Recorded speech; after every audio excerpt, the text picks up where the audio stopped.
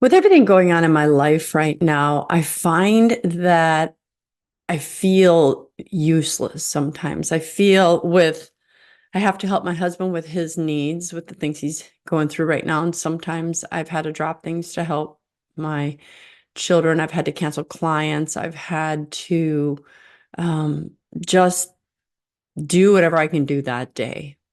A lot of times I've been sleeping and I'm like, gosh, Lord, I've always had more energy than everyone my age. And now I feel like I'm not getting anything done. I feel like I'm not saving the world. I'm not seeing the clients and I'm not getting all the podcasts done that I want to get done. I'm not doing anything and the things that I'm waiting for you to do in the world, you're not doing them yet. And what do I do? What do I do? Am I doing enough? And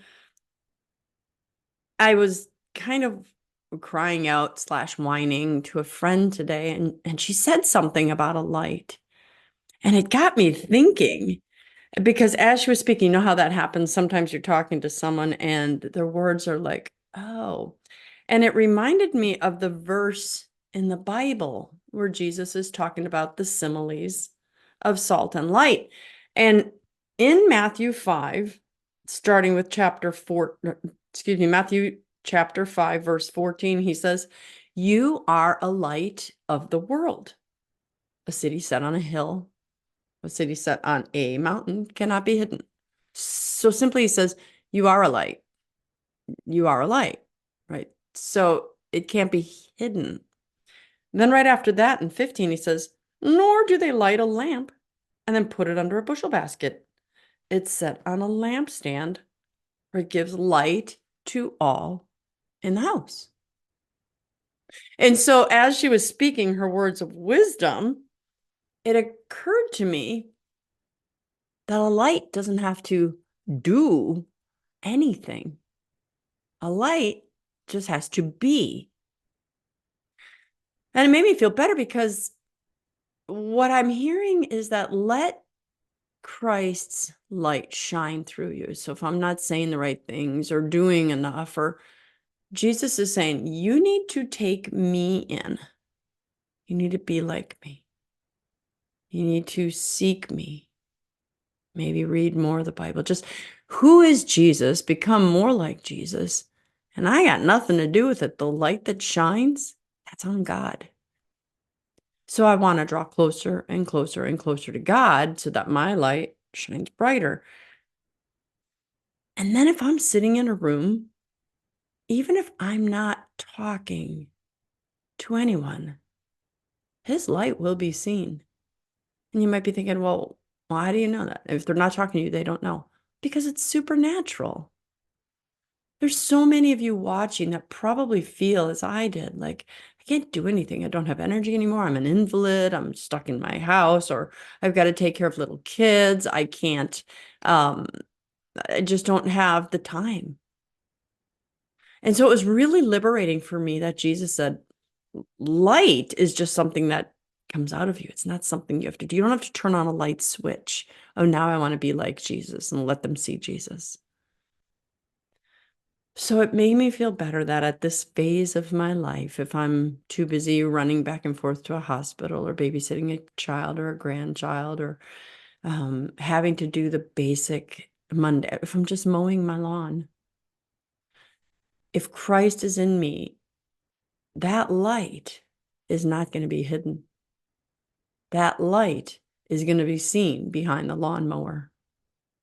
That light is there for others to see. And here's the thing.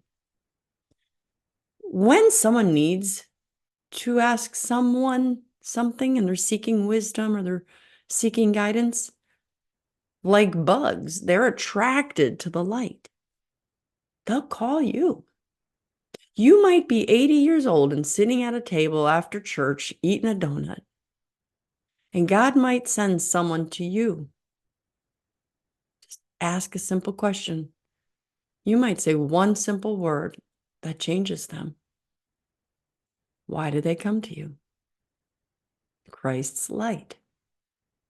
You could be sitting at a Panera or any restaurant or on a park bench. You could just be reading a book in the library as a college student. God is doing that work. Your job is to be a vessel. So I don't want any of you to feel like I'm not doing enough. I'm not doing enough. Now, I'll do other videos on, we have to always try to do stuff for God. But if we are receiving the sacraments, we're going to communion as much as we can. We're going to confession as much as we can. We're reading the Bible as much as we can. We're watching holy podcasts as much as we can. We're learning about God as much as we can. His light is filling us and filling us and filling us. And we'll just leave that on God to see who's the one that sees that light. Because simply, I'm becoming that city built on the mountain. I'm becoming that light on a lampstand that's not hidden under a bushel. But there is one more verse. So again, we're Matthew 5, number 16. This time it says, just so your light must shine before others, that they may see your good deeds and glorify your heavenly Father. So it's not exempting us from doing good deeds, but it doesn't have to be grandiose. You don't have to be making thousands of dollars doing podcasts. You don't have to be seeing, hundreds of clients. You don't have to be at your job 80 hours a week. Just a good deed. Everywhere you go, anything you do, just do a good deed. And again, it's not for others to see, but God will make sure that the light of your good deed is seen so that it glorifies Him. Does that make sense? Sometimes we're supposed to be doing things. Sometimes we just need to sit and wait. But be that light. Just be light. And just like any light in a dark place, you can't not be seen. So go out and be the light of Christ.